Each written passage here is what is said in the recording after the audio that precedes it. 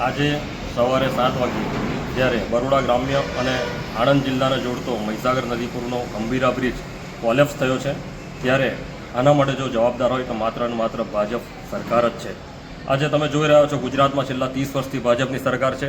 આજે સડકથી લઈને સદન સુધી કોઈ પણ ક્ષેત્ર એવું બાકી ન હોય કે જ્યાં ભ્રષ્ટાચાર ના થતો હોય। ભ્રષ્ટાચારની તમામ હદો ભાજપના રાજમાં વટાઈ ચૂકી છે।